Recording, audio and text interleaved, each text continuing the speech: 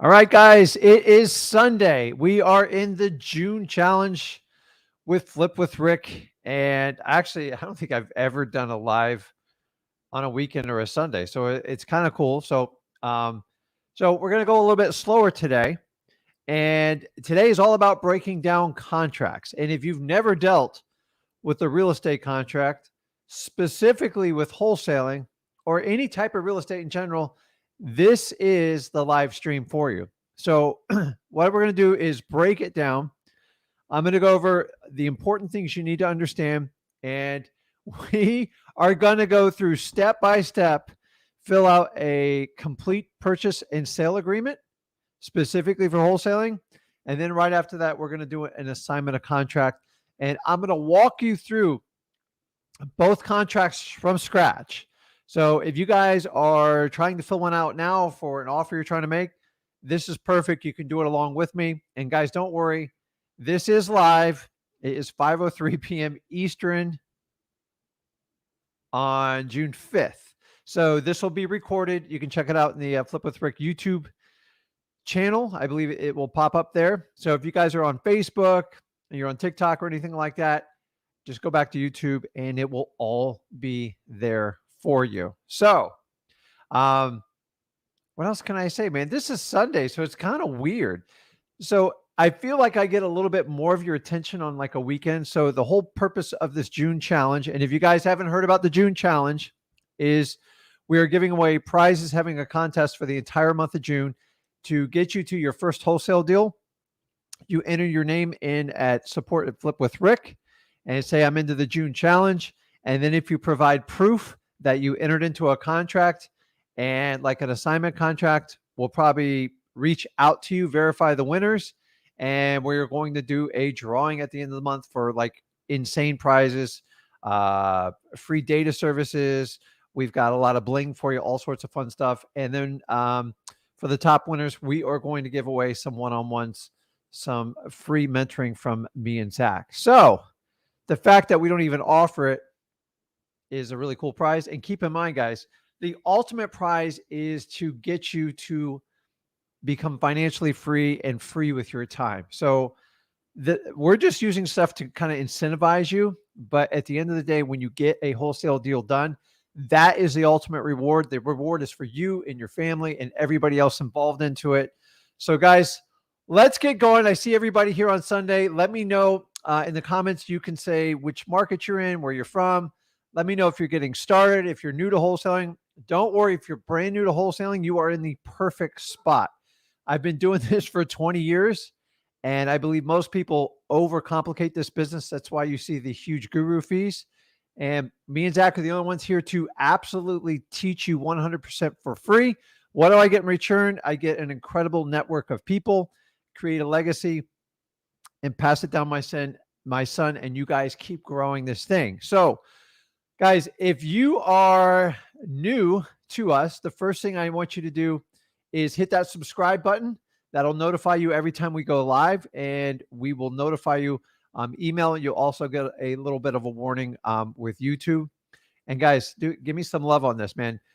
I need you to smash that like button. So the more likes we get, more people can reach this feed, and the more people we can possibly help out. So guys, it's Sunday. I know you guys got everything done. You're probably getting ready to get like the family dinner. So we're going to get down to business and get this going. But before we get started, okay, especially if you're new to this, is we have a way of doing wholesaling, and you got to have fun doing this. Guys, join me. Let's get the energy. We're going to jump into purchase and sale agreements. Let's go.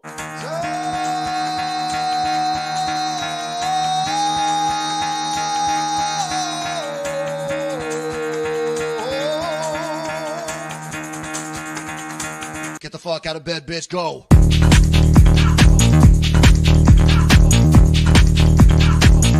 Get up, and they got go.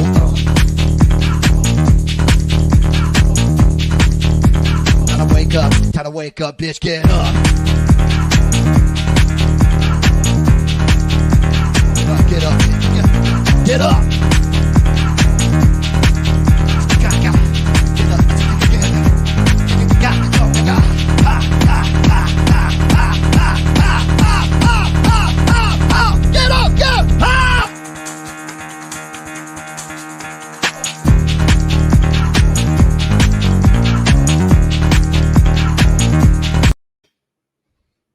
Okay, guys. So we play this video on every one of our live streams because honestly, if you can't have fun wholesaling, don't do it. Life's too short for this, guys. The whole purpose of why we get involved in the wholesaling in the beginning is really to help people out and solve as many problems as we humanly can. And in return, you will get your financial freedom and you will get time back to do the things that are most important to you guys. I worked a corporate job forever. I went to college. I followed everything my parents told me to do. And I'm going to be honest with you, it didn't work. So I made a change at 33. I spent 20 years perfecting my craft of wholesaling, and I'm here to share it with you. I've shared it with my son. I've shared it with thousands of people, and I know what I'm talking about when I come to this. And here's the commitments I'm going to make to you. I'm not going to over talk. I'm going to simplify this. I find the contracts, in my opinion, they're important, but people complicate the heck out of it. So if you have a question while we're doing this in the comments section, go ahead and put your question in there. I try to take them in order, and I'm going to give a short presentation. And right after the presentation, we are actually going to walk through the purchase and sales agreement and the assignment agreement and do it step by step. And if you have any questions, that's the time to ask it. So guys, without further ado, let's jump into it. So you guys kind of see my face there. So how to fill out wholesale contracts. Obviously, I'm Rick Ginn. If you guys don't know who I am, I'm the Rick and Flip with Rick. My son, Zach, which you guys see almost on a daily basis, I'm his father. So I love this journey on wholesaling. I believe if more people would just be authentic and just share what they exactly do, we could all get a lot more deals done. So you guys have proven it. I've had thousands of people post their checks on successful deals they've done. And if you guys are brand new, go over to, before we get started, you can say, hey, Rick, where do I get this information from? It's really, really easy. Let me get this off of there.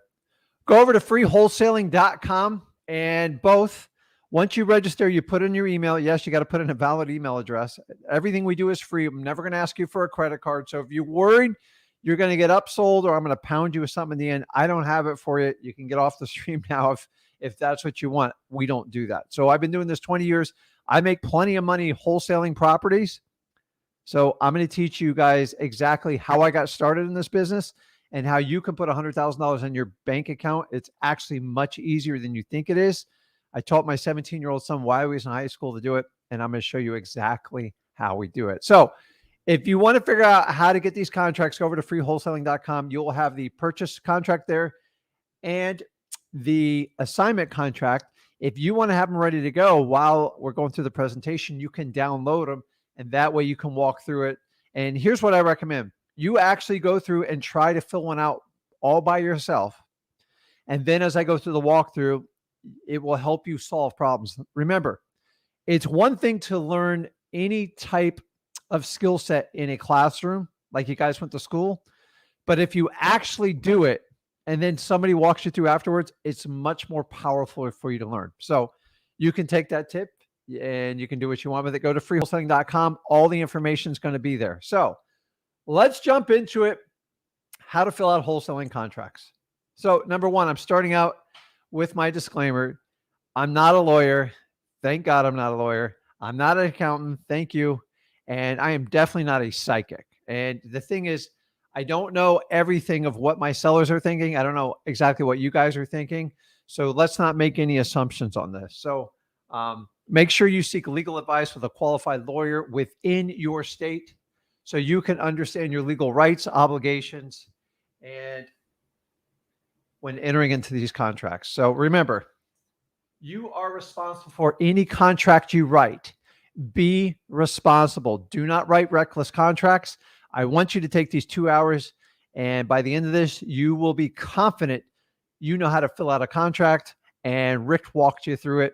So guys, keep in mind, I'm not a lawyer, an accountant, or a psychic, and you have to be responsible when you write these contracts. So now that we got our legal disclaimers out of the way, let's talk through and say, hey, listen, what is a contract? And a contract is nothing more than an agreement to purchase a property, a piece of property, okay? It's basically what you take verbally. You say, listen, I'm going to buy your property for 100,000. Now you're going to put it in motion and you're actually going to put it in writing. This is the start of what we call a contract. So you guys hear contracts in everything in life. It's often referred to as a PSA.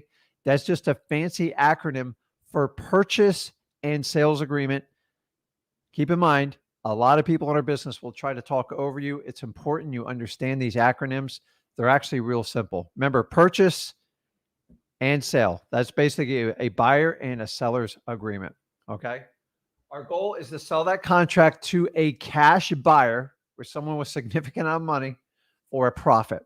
That is our goal of our contract. You guys have to use contracts in any type of wholesaling, especially any type of real estate. So there's no way to get around to this. So you might as well just kind of button up. We'll figure out how to do this. I promise you, we will make this as fun as I humanly possibly can. We're talking about contracts. Okay. The next contract that we are going to learn about today is basically your assignment of contract. And the assignment of contract is the piece of paper the seller writes for the house to a cash buyer for an assignment fee, also known as like a finder's fee. This is definitely not a commission. A commission is related to something a realtor would collect. So basically a finder's fee, say if you found someone's dog that was missing and they go, listen, I'll give you $100 for finding my dog. This is kind of the same thing as for that. So the assignment contract is a contract that comes in behind your purchase and sales agreement. And don't worry, I'm going to walk through the whole thing. It's actually really, really simple. So there's only two contracts needed in wholesaling, okay? Your purchase contract, also known as a PSA, and a purchase and sales agreement. And the second one is an assignment of contract, which basically allows you to sell your contract to another buyer and you collect the difference. Guys, this is wholesaling in a nutshell. You can go through 6 months of coursework. You can go through 2 years of coursework. At the end of the day, you find deeply discounted deals. You put them under contract, and then you sell your contract to a cash buyer and you make the difference. So if I put a property under contract for $100,000 and then I have someone interested in buying my contract for $120,000, you get a finder's fee and assignment fee of $20,000. Okay. Guys, give me a yes that you understand it. If you're brand new to this, I want you to understand how this works because I'm simplifying this today. I find people really complicate this and we need to keep it super simple. I tell you to review it with an attorney to make sure you get it right. Because remember, we have 50 different states. There's a lot of different little finite things. So when we go over the contracts, I'll remind you again, and you will want to just review it with a title company, hopefully with an attorney involved. And guys, keep in mind, give me 10 different attorneys. I'll give you 10 different opinions. I want you to understand this. I've been wholesaling for 20 years. Okay. My contracts work fine. Everyone's got an opinion. Everyone's entitled to an opinion. Do not overcomplicate these contracts because if you want them perfected in perfect legal terms, they're going to be like 30 pages long. I'm going to show you how to do it in 2 pages. So let's keep moving. I see you all commenting on here. I'm keeping an eye on all the questions. Okay. So once again, where do I get these contracts, Rick? If you go over and register at freewholesaling.com, it's 100% free. And basically you go over to the contract section, you can download them. And if you want, while we're going through it, a great exercise, practice before you do it with a seller so you understand what you're doing. So in this presentation, I'm going to teach you the basics of contracts and how to use them effectively for wholesaling. And then after that, we're going to fill out each of the contracts step by step. So if you've never done it before, this is like perfect. Honestly, a lawyer would probably charge you a fortune to even walk through like a 2-hour session like I'm doing right now. So, okay. Listen, once you get the property under contract, okay, meaning you fill out this paperwork, and basically, guys, all you are is taking your verbal agreement and put it in writing, and 2 parties consent with signature and a lot of details, which you're going to go through, is you're going to give that piece of paper, your contract, to the title company, okay? So it's real simple.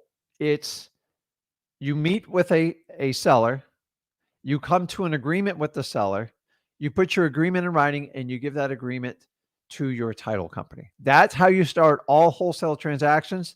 There's no way around it. You have to do it in that order. And if you don't do it in that order, you're going to have problems. Okay. Now remember, when you download those contracts, there's disclosures on the tippy top. Guys, please remove it. It's a Word doc. It's easy to remove. And then after you review it with your title company and your attorney, you can make the subtle changes to your liking for the contract in Google Docs, and you can edit it.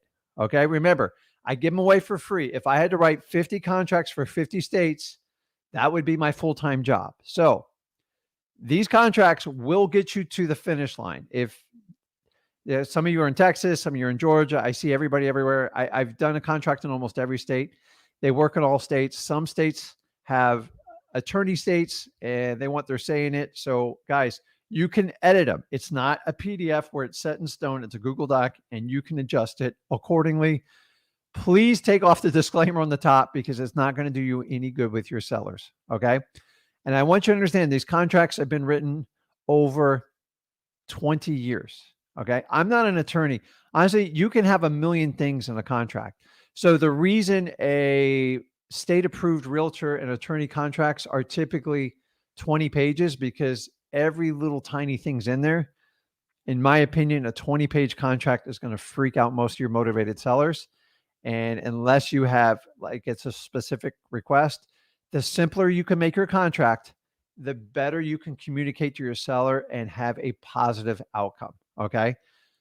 Trying going through a 20, 21-page document with a motivated seller is painful. And because they just want to sign and they want to get on with their lives. So they are trusting it to you. So let's walk through it. So these are the rules before we start. Keep in mind, most motivated sellers, as I said earlier, they want simple and clear contracts. For today's purposes, I'm going to give you a purchase and sale agreement that is 2 pages. Okay. If it was up to me, I would do these things on the back of a cocktail napkin, which you can legally do. But there's only so many terms you have to put in. The reason why you have 21-page documents is because you have the National Association of Realtors, you have Association of Lawyers in there, and they're all trying to protect their own interest. And the bottom line, you have to protect your interest and you got to be fair to the seller. Past that, you could go on. Why do you think some documents in like Congress are thousands of pages? The details are ridiculous. So if you have an agreement to sell the property and it's straightforward, you should be able to get it done in 2 pages. Why stop at 2 pages? I just, to me, I like clear, simple contracts. That's what we do. Okay.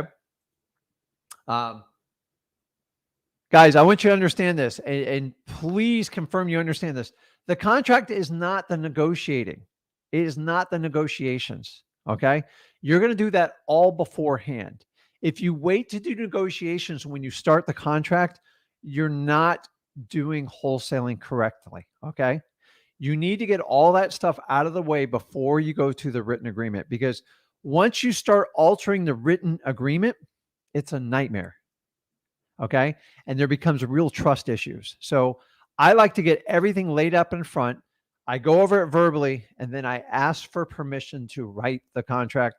So many people teach it backwards where you try to negotiate with the contract. I'm here to tell you that's how you freak out sellers and you make them very nervous, and then you lose trust in them. So remember, the contract is not a negotiation.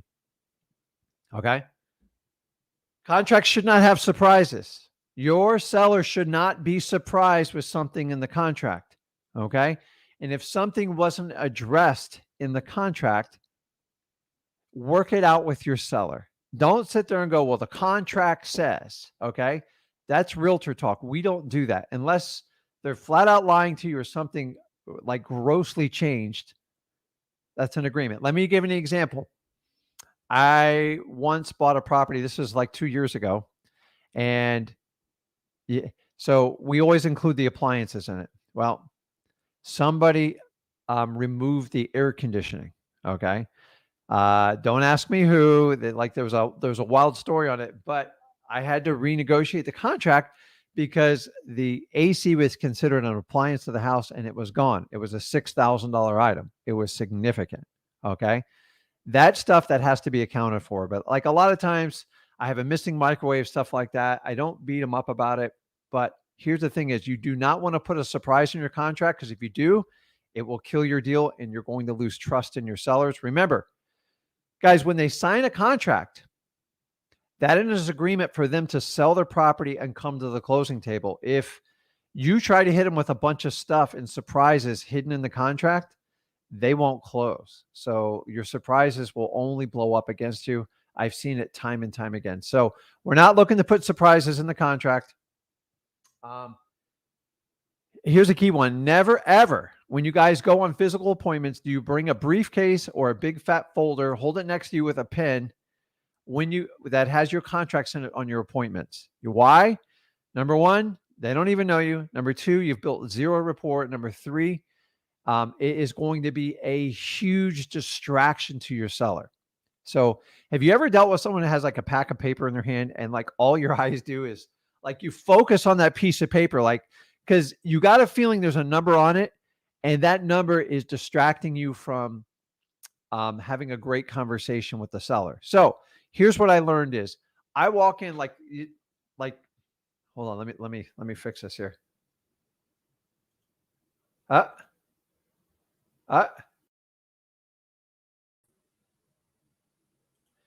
way you guys see me right here, this is how I walk into an appointment.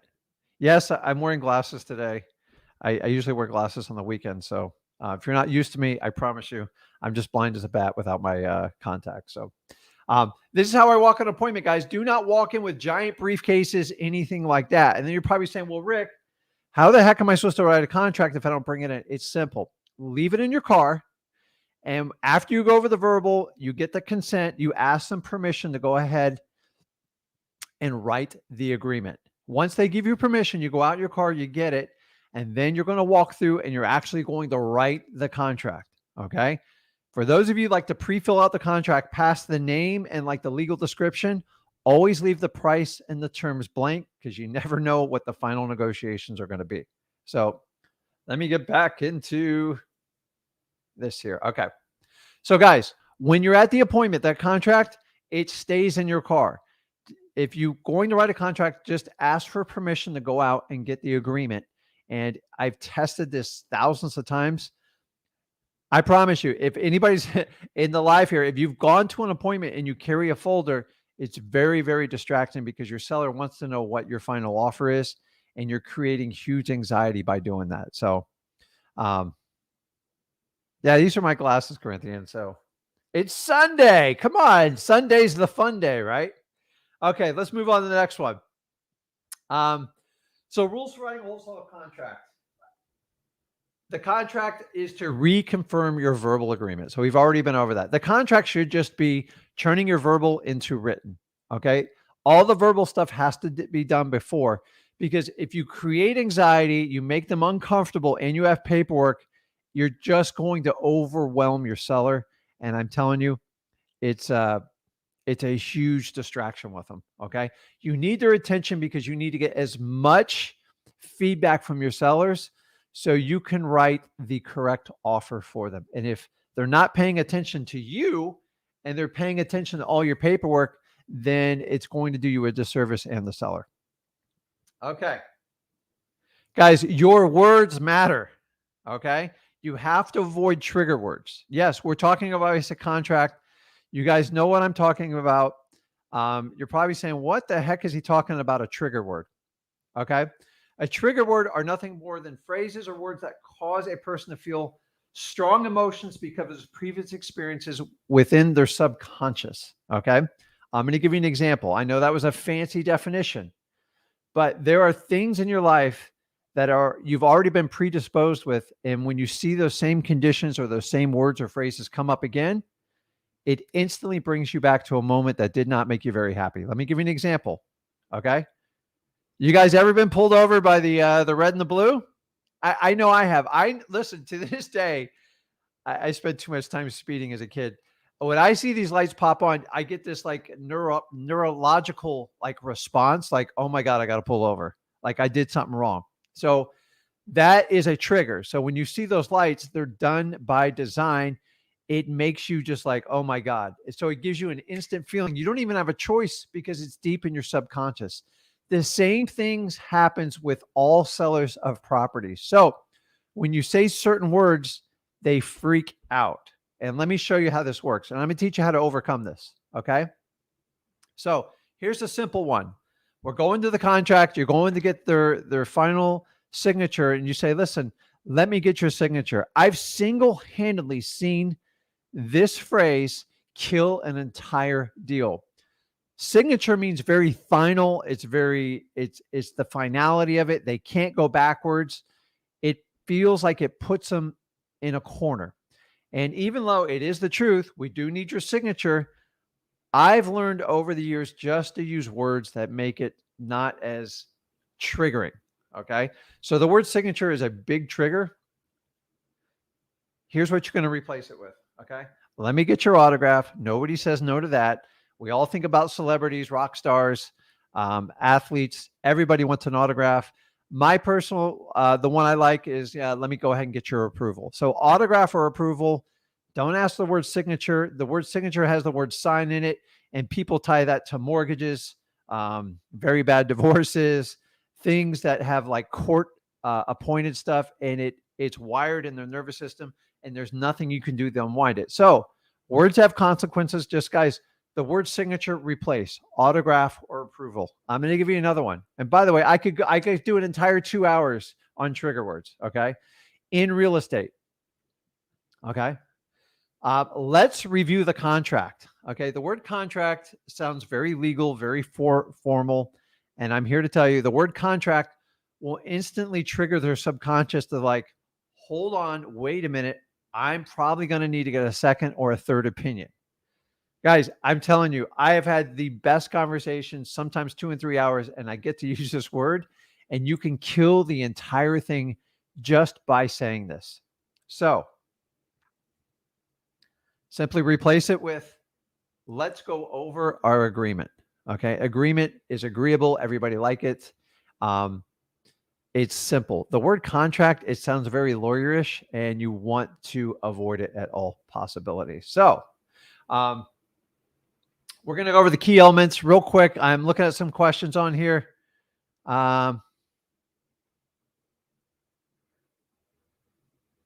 Shane says, hey, Rick, do we take notes while on appointment? I think you could take notes, but remember, you're going to distract them when you start writing. So if you can try to do as much as you can by memory, but if you're going to take a note from the seller, say, listen, let me make a note of that and write it down and let them know what you're writing. Don't make it feel like you're at a doctor's appointment. You ever been at a doctor's appointment and the doctor takes a note on you and you can't see it? It gives you anxiety. Like, is it something bad? So remember, Shane, we don't want to stress our sellers out. Okay. So key elements in a wholesale agreement. Number one, I'm just going over the key elements you have to have on all wholesale contracts. It's got to be assignable. Okay. Number two, you have to have some sort of EMD, which is short for earnest money deposit. I'm going to go over that in detail. I promise. We're not going to skip it. The next one you have to have an inspection period. This is basically going to be your clause if you need to get out of the contract because the property doesn't add up, or honestly, you've made a mistake with the property. And I'm going to go into grave detail when we do this on the contract. The next one is all the properties have to be delivered with clear title. Okay. You are going to get properties that have title issues. Part of the process to get the maximum amount from your cash buyers is you have to clear title. No one's going to exchange money without a clean deed. And I'm going to go in detail on how to get it. All properties, how we do them, they have to have clear title. That's what makes everybody feel comfortable and safe. Nobody wants to buy a property with a bunch of liens and stuff on it, and it's going to bleed them to death. Okay. And the last thing is there's going to be closing fees. Your contract has to clearly state what happens with the closing fees. This one is probably the most often overlooked one, and I'm going to go into detail with it. So guys, take a screenshot. Remember, it's recorded. You got to have these 5 elements for like any type of contract. I've left out the obvious ones, obviously buyer, seller, and execution date and terms, but a wholesale contract If they don't address these 5 issues, you're going to have pain. And I'm going to walk you through on how to deal with each one of them. Okay. Going to keep moving. The last one. All your contracts should have an additional terms or condition sections. This allows you to make your adjustments to contracts because you're going to get some strange requests from sellers. I've been doing this 20 years, and I'm here to tell you, there's strange things that come along with it. Sometimes boats, cars, I've seen animals negotiated in this.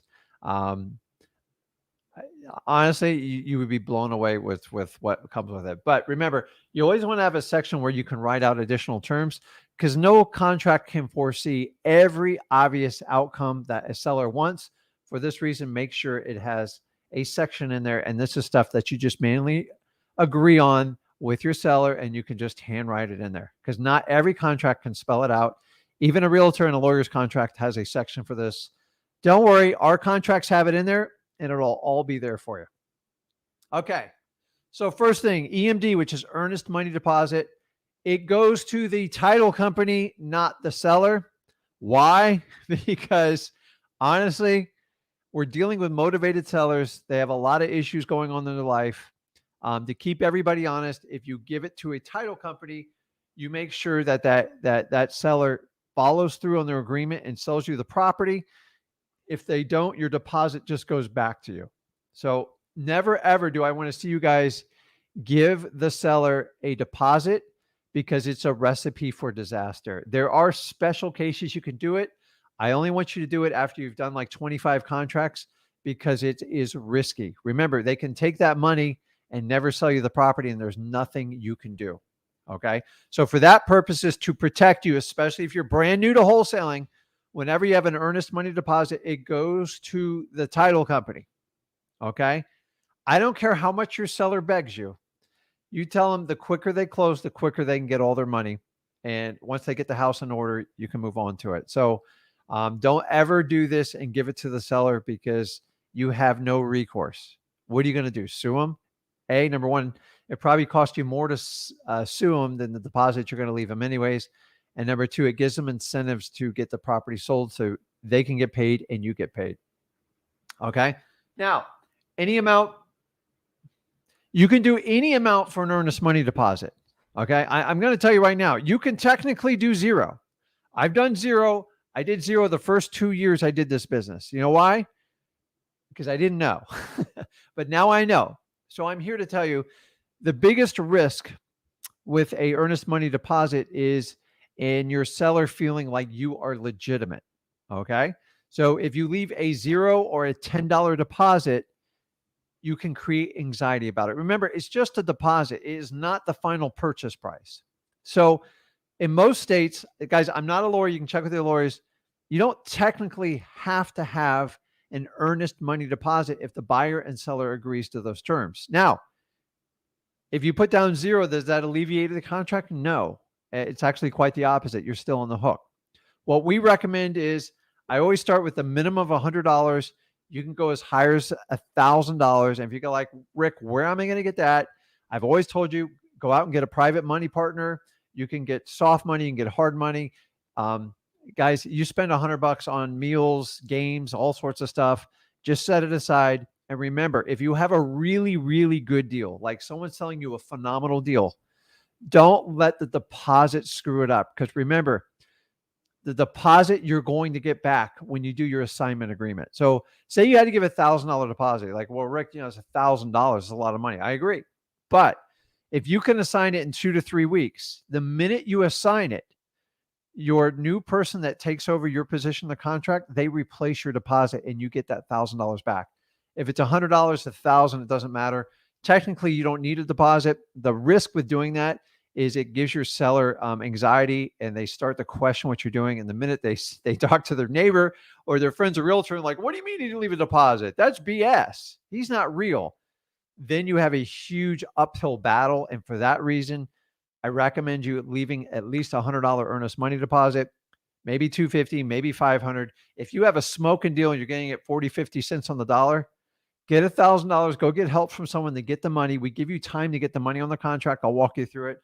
Guys, earnest money deposit, it's kind of like a litmus test for the buyer to see if you're actually real. And the way we write our contracts is your deposit is the most you're risking on these contracts.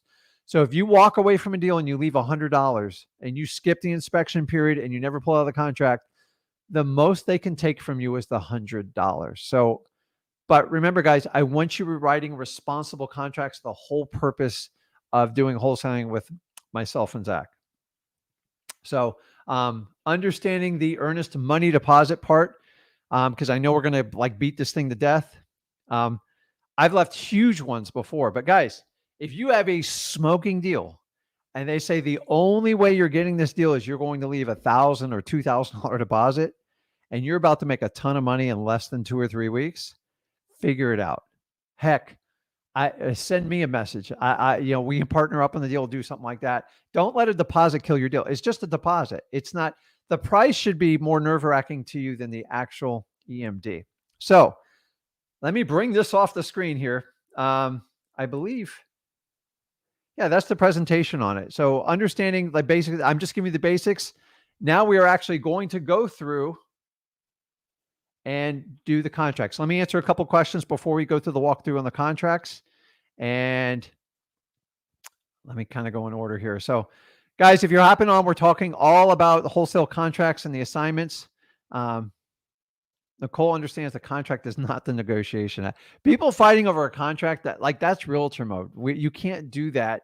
You actually have to have a great relationship with your seller, because here's a shocking one. I promise you this. You ready for this? Your verbal agreement is more binding in your motivated seller's mind than your actual contract. They will hear your word over your contract 9 times out of 10. So for example, if you told them you are going to pay for closing costs and in your contract you said the opposite, I guarantee you they will call you to the table on it. It happens all the time to me. Like sometimes we're writing so many contracts, we just screw up. The acquisition guy says this, but the paperwork said that. And here's what I say every time it comes down to it. When there's a squabble on that, I always go to the person who wrote the contract. What was your verbal agreement with the seller? And they go, yeah, I did tell her I'd pay for it. Okay, well, let's fix it. We have to honor our word. So guys, your word is important. Now we have to take those words and put them in a contract. And that's what we're going to walk through here. AJ says, where can I download the contract? Go to freewholesaling.com. Guys, I have the most thorough course on wholesaling available in the world. It's 100% free. There's an entire contracts negotiations in there. I promise you it's in there. I've tested the heck out of it. Use it. And guys, use the whole site. Okay? It'll be good for you. So, okay, let's see. And yeah, it's a 2-page contract.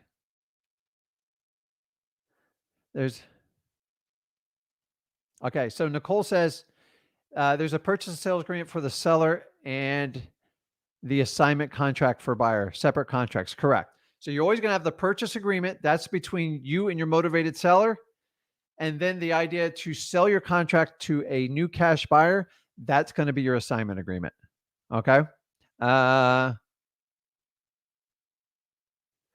says, why do I have to put down EMD for wholesaling? I already kind of know it. You technically don't, but in the eyes of the seller, sometimes there's so much information out there in the world and on the internet. They feel that if someone doesn't leave a deposit, it's not a legitimate contract. That's not legally correct, but that is the moral perception in the public. So if you don't leave a deposit, sometimes sellers won't take you seriously. And that only comes an issue when they start talking to their friends, their uncles, their realtors, and their friends' lawyers. So Sandra asked, do you send the title after signing or after finding the buyer? Once you have a binding contract, meaning both parties have signed for it, you then give it to your title company. They have to do a process, what they call pulling title, and they'll pull title and they're going to tell you if there's any issues with the property. And that's something they actually go over the seller. It's not really your concern unless it's like really major and they can't get the deal done. So good question. Brandon says, I once gave the seller EMD before, so hopefully it worked out for you. But like, guys, if you get in the habit of it, I've done it in the past. Like, they'll burn you. They will sometimes not show up to the table. If you give it to a title company, it keeps them much more honest. So let's see. Some people. Awesome. Michelle says, I have a deal on the line for 90K. So hopefully Michelle's got the right paperwork. So she's going to pay a point. She's going to pay close attention to the section and we'll find out. But I'm sure she does. And then last question here is, John says, well, should we file title company before getting a contract? If you go to freewholesaling.com, I show you how to do most of all that. And you should always be out there looking for title companies. The easiest way to find a title company is find an investor group in your specific city and state and find out what title companies they use. You need an investor-friendly title company. It doesn't mean they'll do anything you ask them to do. They just understand what you're trying to accomplish, and they'll be a big part of your team. So, guys, let's jump into it. I got it. So bear with me. I've got to do. I got to figure out how to pull this up. And okay, so hopefully you guys can see the contract. Somebody give me a thumbs up or a yes. Hey, Rick, I can see the contract.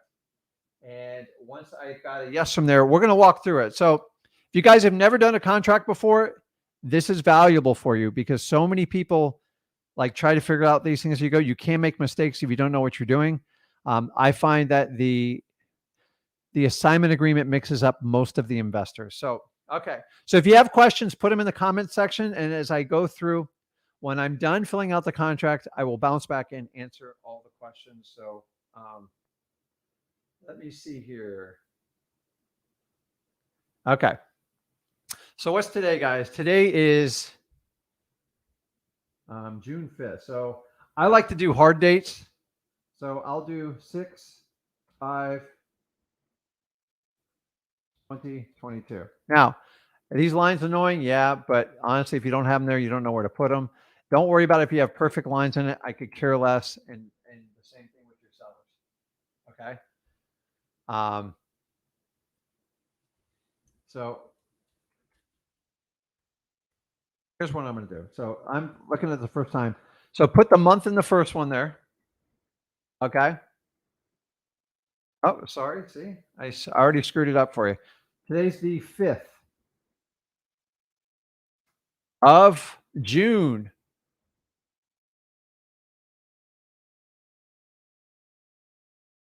Okay.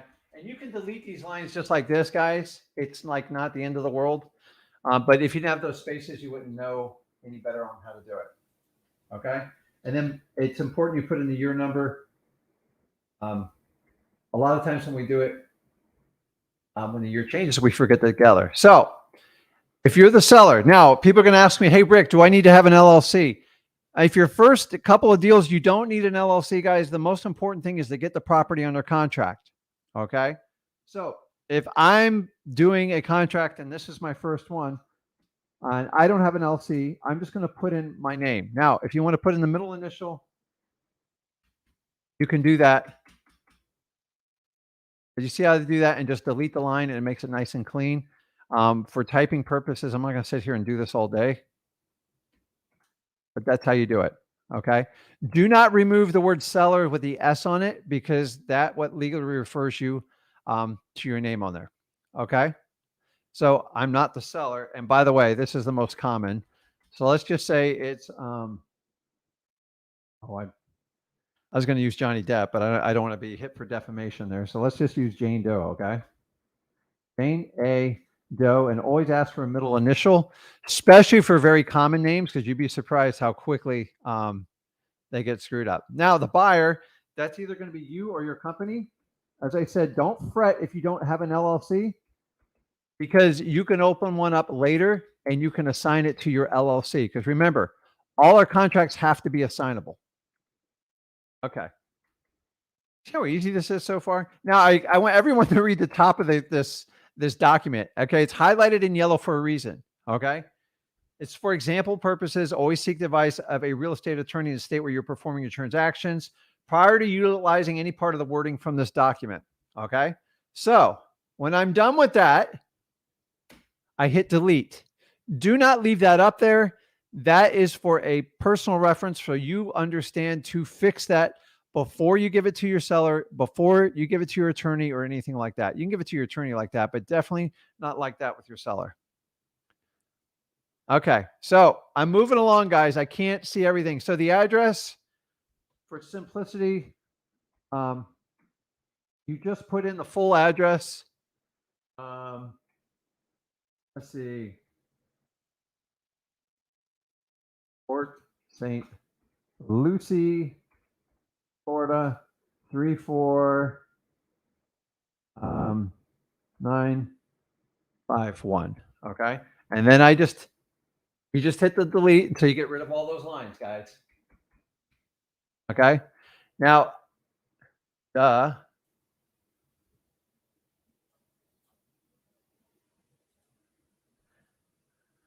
should just put that there, right?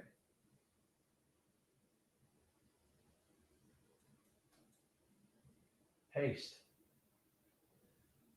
And then the zip.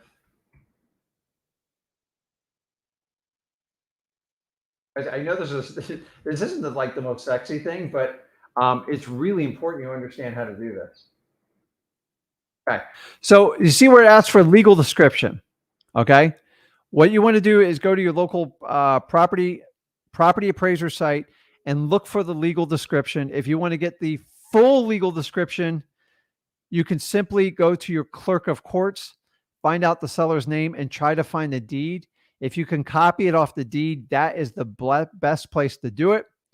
If you're lost and you don't understand this, the least you can do is put in the property tax ID number, which you can easily get off the property appraiser site. It's important you have more than an address because there's a lot of multiple addresses in the United States and people can make simple mistakes and you don't want to mix them up.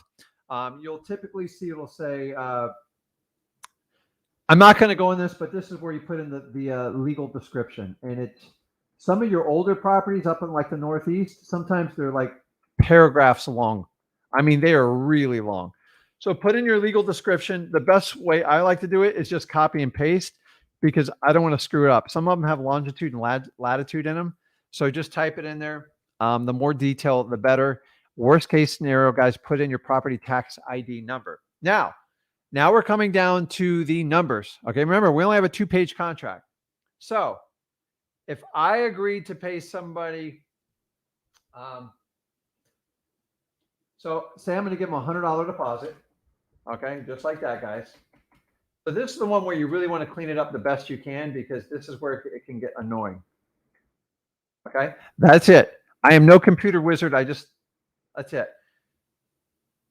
Okay, so if I was going to pay them $80,000 for the property, this is a math problem. So if you guys were like me and you fell asleep in math class, please stay awake for me on this one. All you do is take your purchase price and you minus off the deposit. So if I'm paying $80,000 for this property, it's simply, oops. And by the way, I don't use the 2 cents line because very rarely do you offer pennies for a property. Okay. So when you add those two up, they should total up to be $80,000. Let me see here. Everybody understand that? Hold on. Let me make sure here. Let me jump on. If you have a question right now, ask me. If you're confused on this point, hey, Rick, I understand it. It's important you understand the math on this. Okay. We're paying $80,000 for the property. We're leaving a $100 deposit, which we're going to leave with who? We're going to leave with the title company. Then the end buyer is going to owe $79,900 at the closing, plus all the additional closing costs that go with it. So, okay, cool. Let me jump back into this. Guys, these contracts are pretty straightforward. These are like just straight to the core of what it needs to be. So the first one says here, earnest money deposit to be deposited with a licensed title company. So when they ask you, hey, Rick, Can't you just give me the earnest money deposit? Go, listen, the contract states I have to give it to a licensed title company or an attorney. And I want you to see right here, within 48 hours. Okay. Guys, this is negotiable, but like you don't want to press this past like 72 hours. 48 hours would be 2 days. 72 hours would be 3 days. Okay. You have to understand upon the acceptance of a ratification of offer. That means both parties sign.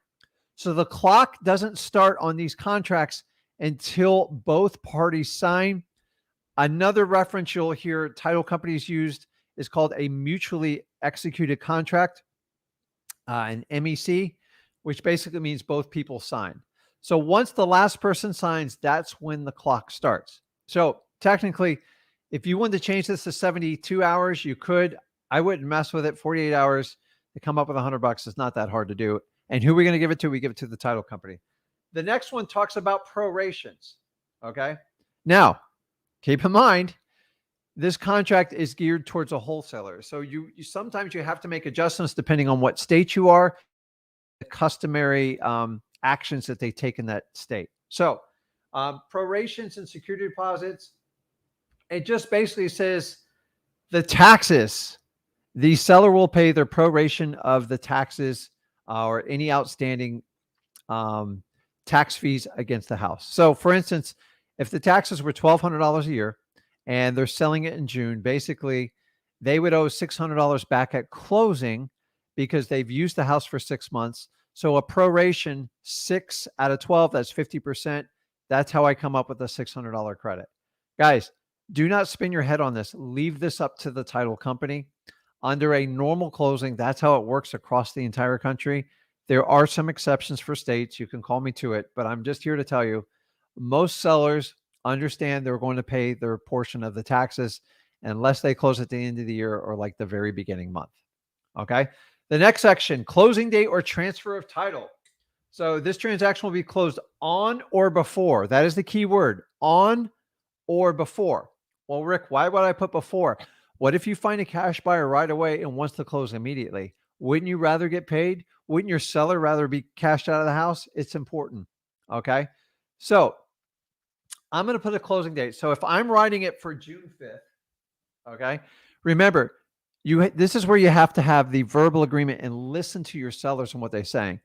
If their expectation is not to be out of the house till the end of July, hear them out. If you try to sell it like a day before, like say they've lived in the house 20 years, they're not moving out in like 2 weeks. So say on this example, they told me, hey, Rick, we could be out by July 31st. Okay. So I'm going to put it in there like that, just like this, July 31st. And then you put in the year. Now, I want you to understand this. It says on or before. So the reason you always want to have flexibility in a closing date is because a lot of times things don't go as planned. So if you have a ridiculous tight closing date, unless you are highly experienced and you've been doing this 20 years like me, don't put yourself in a corner right off the bat. Most people moving out of house, in my experience, need a minimum of 30 days. And honestly, 9 times out of 10, they're asking for more time if they live in it personally. If it's a rental property, even the tenants need 30 days to get out of there. So remember, the more flexible in your closing, the more options you're going to have, but you have to honor what your seller wants to do. A lot of times they're giving you a really good deal because you're going to close on it by this date. Just make sure you have to have a clear understanding of what the worst closing date is going to be on it. Okay. Closing will be held at, and this is where you spell out your title company. Okay. So this has to be your title company. Let's just pretend that's the name of them.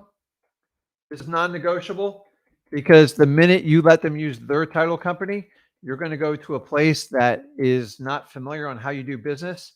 And maybe they've never done an assignment of contract and you're going to have problems with it. So what I would do is I put my title company and right next to it, I'm going to put the phone number too. So I would do something like this. Got to get my actual title company. And I put their phone number right next to it. Why? Because now they have a contract with the title companies. If they have any questions, they can put it right there. Okay. So it says here, The seller agrees to transfer marketable title free and clear of all encumbrances except those listed and paid and required by the state, such as doc stamps, deeds, mortgages, and title insurance. Now it says here, so what that means is your seller has to sell a property that's free and clear. So if they run title and there's like a federal lien against it for some unpaid child support or anything like that, it's up to your seller to clear it up. It's not your obligation to do that. I don't pay for other people's stuff unless it's an incredible deal. So if you know the property might have an issue, say you're marketing to a code violation list and you're concerned with it, remember, it's not your job to figure out what's owed on the property. Leave that to the title company because they're going to tell you if it can close or not. And then sometimes they owe more than the property's worth. And that's a whole nother can of worms you have to open up. But remember, the title company has to run the title to see what it's owed against it. They cannot sell you a property that is not free and clear. Why is that important? Because I don't want you ever to put any of your own cash, any of your partner's cash, or any of your cash buyers' money at risk. And for that reason, they will not buy the property without what they call a title insurance. And in this section, it says here, seller agrees to furnish title insurance in the amount of the purchase price showing no encumbrances except for that in the previously noted. Now, I will tell you this, a lot of time, I have to pay for this. So if you've agreed to pay for title insurance, then you got to switch this word up to buyer. Okay. So I'm going to highlight this for you so you guys don't forget this. Let me see. Bold, bold, bold. There we go. So if you guys, when it comes to paying for certain types of closing expenses, we spell it out here, but like you can switch buyer and seller on any of them. The biggest expenses you're going to have in the closing cost are the title insurance. The title insurance by far is going to be your biggest expense. The really cool thing is there's a formula at your title company and you can calculate it to the dollar of what it costs based on the sales price. So you already know what you're risking by the do that. The second one is usually the recording fees. This is the cost to go down to the courthouse. They send it electronically now, and they record the transfer of the deed and sometimes record the mortgage, and they charge per $1,000, like X amount of cents. Okay. Those are two of your biggest expenses. And sometimes, guys, here's a little clue is sometimes my sellers pay for it because they feel it's right. If I have a really, really good deal, I will go in this section and tell them, listen, buyer pays for the title insurance and buyer will pay for the recording fees. The one thing I never pay for is I never pay for somebody else's liens, and I do not pay. What else I don't pay? I don't ever agree to pay their mortgage. Okay. So it's important you spell this out. Sometimes we miscommunicate and we say something verbally and we don't fix it in the contract. If you get called to the table, like be a good person and do what you promised because it will only come back to you tenfold. Okay. We make these mistakes all the time. Everyone's human. I just want you to understand that. Now, the next section, seller shall maintain property in its current condition, insure against all losses until closing in the event of destruction covered by insurance. Buyer may elect to close and collect the insurance proceeds. Basically, what you're telling them is the way I see the property today is the way it has to be in the closing. Your end buyer probably want to walk through the property one time before they close. That's normal, but it's not going to stop your closing. Okay. The next section, they talk about defaults. And this is important. You know this, understand this. If the buyer defaults under this contract, which is you at this point, any and all money deposited by the buyer shall be retained by seller as full liquidated damages. So keep this in mind. If you leave $100 and you don't fall through on that contract, your worst case scenario is $100 as long as you're not committing fraud or doing anything unethical. Okay. I don't like to give my money away. Okay. Neither should you. So keep in mind, if you leave $100 or $1,000, that's what you're technically at risk. Now, understand your seller has to agree to this. That's why we put it in our contracts. Most of the time when you present your contracts to attorneys, this is the one thing that they freak out about. They want to sue you for everything. And honestly, you want to stick to this fully liquidated damages your deposit because it limits your liability in these contracts. Okay. Guys, I'm not a lawyer. Seek legal advice, but I'm here to tell you if they want to keep you on the hook for everything, you have to weigh if you really want to buy this house and make sure you're getting a really, really good deal. If you're getting a really good deal, what do you care, right? Okay. It says if seller defaults, meaning the person selling you, buyer may pursue all remedies allowed by law, and seller agrees to be responsible for all costs incurred to the buyer as a result of seller's default. So it's a little bit one-sided on this, but keep in mind, guys, we're buying problematic properties and we are at risk of not having clear title and some other stuff. And sometimes these deals don't work out and you have to walk away, and sellers don't always understand it. It's important that you don't get sued to fulfill the contract, that the worst case scenario, you should walk away from your deposit. Okay. So section 6, remember we talked about assignable contracts. The terms and conditions of this contract shall bind the successors, heirs, administrators, trustees, and assignees of the respective parties. Okay. If you notice section 8, you kind of spell it again. You don't even need to. This contract is assignable by the buyer. You have to have the word assignable, assignment of contract, something in your contract that clearly says you have the right to assign the contract. Now, there's 2 ways to do this. One is like this, where you don't need consent from the seller to assign your contract. You do not want to have consent from your seller to assign your contract. That's a terrible contract, and you never want to be pegged in that corner. Okay. Section 7, seller agrees that the buyer may advertise property and have access during reasonable hours to show properties to others. Every now and then I have to draw this out with sellers. Keep in mind, like if they're living in the property, they don't want people trampling it through all the time. If it's vacant, it's never an issue, but we always try to put everything in there. Okay. Section 9. This is important because I talked about it earlier. Inspection. Okay. I'm gonna let you guys read this on your own. The most important thing you do here, hold on, I want to make sure I didn't miss anything. Guys, you see you fill out price, you put in dates, your title company, and then this one. Do not leave that at 0. Okay. Unless you are getting the most incredible deal of your lifetime. You always want room in here. How much room? This is the wild child question. Okay. The least you want to do as a wholesaler, if it's a really good deal, would be 7 to 10 days. And I'm telling you guys, if you're a beginner, that's way too tight. So if you're just starting out, I always put 30. Okay. Now, in a really good market, sellers will balk at this. Realtors will have a heart attack. The normal inspection period for a retail contract is 10 to 15 days. Okay. Ask for 30. Why? Because it gives you reason.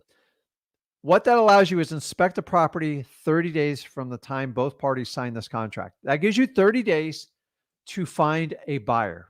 Okay. So if they needed 2 months to close on it, you got 30 days to find a cash buyer to get this thing done. On the 28th day, 29th day, if you can't find anyone, you can't make it work, you have the legal right with your inspection clause in section 9 to walk away from the property without any recourse and get your deposit back. Okay. Now, if you have 30 days, do not wait till the 29th day to back out of the contract. Honestly, the sooner you do it, the better.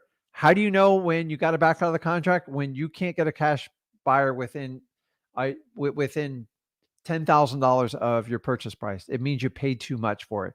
So you can go back and renegotiate, which is always a slippery slope, or you can just get out of the contract. Okay. Now, 30 days is my advice for the minimum.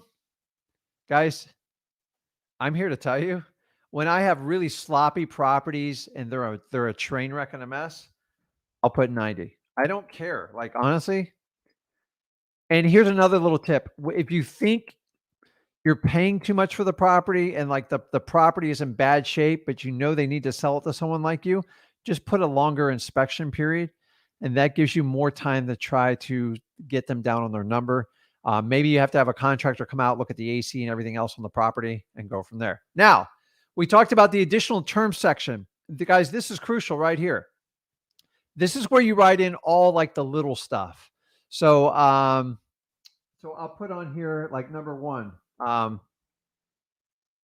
Buyer agrees to pay 2021 back taxes. Maybe they don't want to pay that tax bill and you're getting a phenomenal deal up to a maximum of Maybe it was $1,000. Okay. Because you can go on and write clauses like this. It's important if you make an agreement to them. Now, obviously, I'm getting a discounted price if I do this. If you do this, make sure you put it in writing because you're more inclined to get a better deal from your seller when you do that.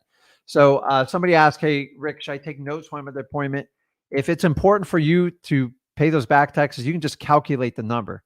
So if I get a $10,000 discount by paying their $1,000 of back taxes, remember, I pay this at the closing with the title company. I'm not paying it before, then go ahead and put it down. Number two, guys, I've literally seen this. So say buyer agrees to bring one large pepperoni pizza to the closing. You know, you guys, you got to like keep this light. Like sometimes you got to have fun with people. What's it really going to cost you to do it? Although I can't spell pepperoni.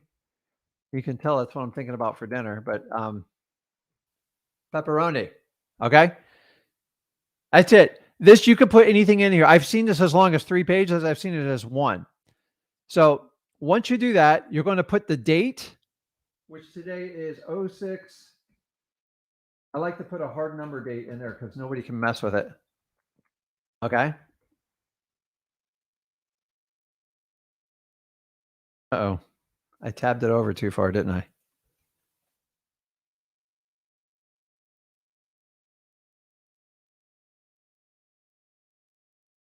Six, 5.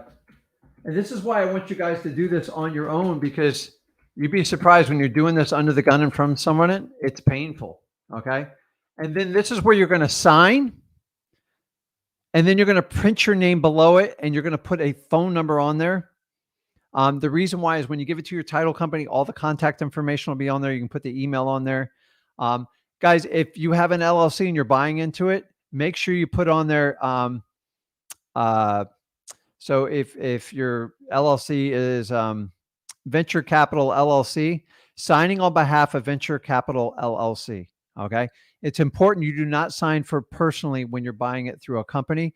If you're buying it in your own name, just put it on your name. And remember, you have the right to assign this a contract, which is our step 2. So let me jump over any questions, and then we are going to actually go through the assignment agreement. JF says Rick's Little Caesar, not Domino's. Deals off. See, I didn't specify what type of pizza, so you know that's important. So I tell you, man, that Little Caesars, man, it tastes so good going down, but it does something to you after. I'm more of a Domino's guy. I'm kind of a Shack guy too, so that's why I like it. Let's see here.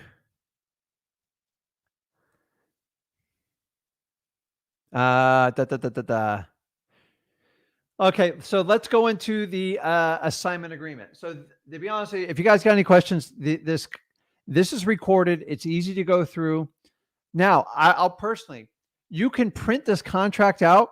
What I like to do, other than like the name of the buyer and the seller, which is going to be set in stone, and the legal description, I like to fill the contract out in front of the seller because it makes sure you have all the verbal agreements, you put them in writing, and it actually makes them feel real comfortable. There's something about when someone pulls out a pre-printed contract, all said and done, it's probably like a little bit cocky, and you're going to come off as like a little bit too slick. So the more you kind of fumble through with them, not fumble, but just show them like you're human, the more you're going to get trust out of them. And so guys, always use like a blue pen. Try to use a blue felt pen because you can tell the difference between a copy and original. That's why lawyers and title companies like to do that. So,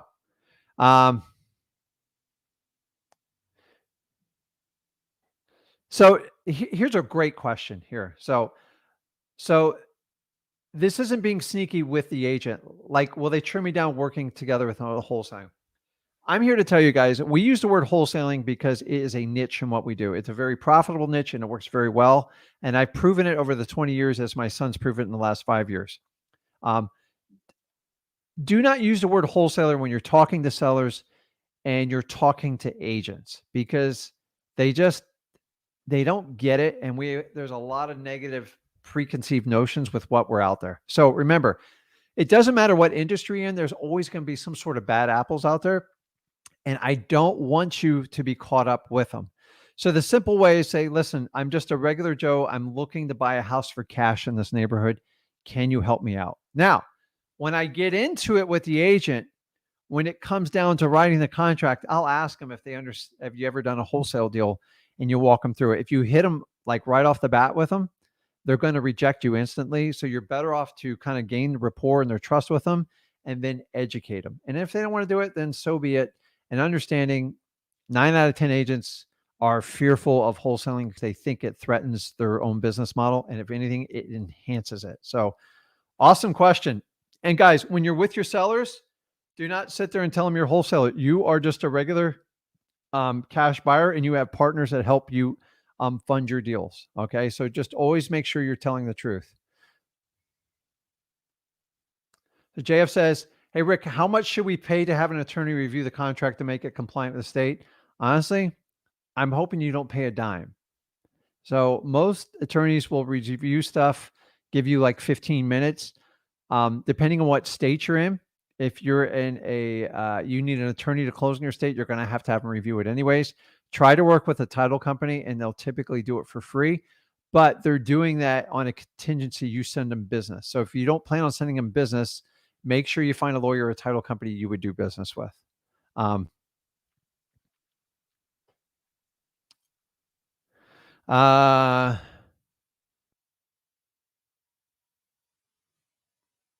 Yes, rather than, okay. So let's go through the assignment and then we will go through the questions. So now I find the assignment agreement is where most investors struggle with this. Okay, let me separate the two there. So now we have a purchase agreement. So we've entered an agreement with our seller and now we have a contract. So it's important to understand you are actually selling the contract. You are not selling the property. So for this example, I'm going to teach you how to fill out an assignment of contract, and I'm going to teach you everything that you have to disclose in an assignment contract to make sure it's legal. So you are the assigner, okay? Whoever has the original contract is the assigner. So in this instance, it was Richard Ginn because I put it in my own name. Now, I could technically see this assignment of contract. I can take my agreement and say I opened up an LLC the next day. I talked to my accountant. He's like, yeah, that's a great idea. You can assign it from Richard Ginn to your new LLC. And then from there, you can assign it from your new LLC to your new cash buyer. So don't freak out about it. It's the exact same process. Honestly, you do not need a company to buy a property. Remember, you're not taking title to the property. Your plan is hopefully to assign it or work with one of your cash partners to assign it to. So the new buyer here is, let's see, Fish Buyers LLC. So 9 times out of 10, it's going to be like an LLC that's buying it, occasionally a corporation, sometimes a person. That's it. They are considered the assignee. So the assigner, which is me, which has the contract with the motivated seller, is selling it to the assignee. The assigner and the assignee who mentioned together will be referred to as the parties. So I'm trying to look through everything here. Assigner has entered into an agreement. Who's the assigner? I'm the assigner for the purchase of the real estate with, let's say with Jane Doe. I think that's what I put down. I'm going to put Johnny Depp. Don't need that. How people watch that stuff. Okay.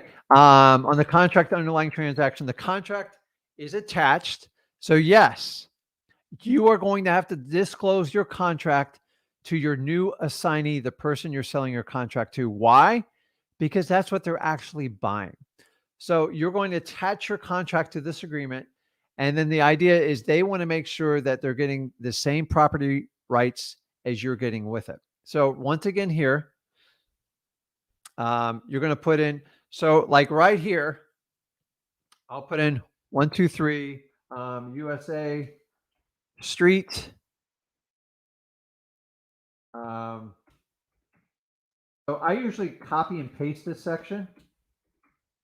And by the way, on these agreements, you should type them out. They have to be very clear and precise. Remember, you're not looking to impress your new buyer of your contract. You need to make sure you have a precise contract. Okay. So capitalizing here, let's see. And then you're going to put in the legal description here. Okay. I'm not going to do it because there's usually you just want to cut and paste it. And remember, guys, go to your property appraiser site, or you can go to your clerk of courts, look up your seller's last name and first name and find that property. And some of the older properties, these will be very long descriptions with letters, numbers, all sorts of fun stuff with it. Okay. Make sure I got everything in here.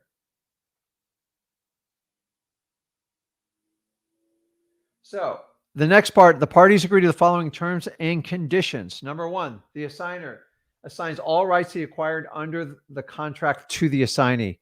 So whatever your rights are in the contract are your new buyer's rights. So anything you put into the additional section, they have to accept, or you have to go get it changed.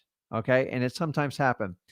Number two, assignee accepts all terms and conditions of the contract. The assignee has reviewed the contract. So when you guys ask the question, hey, does my new contract buyer get to look at the contract? Think about it. They can't buy a contract they haven't seen the terms to. So by hiding the contract, you're creating problems. So you have to disclose it. So get it out and get up front. They can't go around your back if you have a fully executed contract. Remember, you have to show your contract. I don't understand why people constantly say, I can't show them my contract. That's private information. You are selling the contract. You have to share it. Okay. So it becomes an exhibit as part of your assignment of contract. Okay. And then it says, assignee fully understands the terms and conditions of the contract and represents to the assigner that is willing and able to close the underlying transaction. Basically means, yes, I accept your terms and I want to move forward.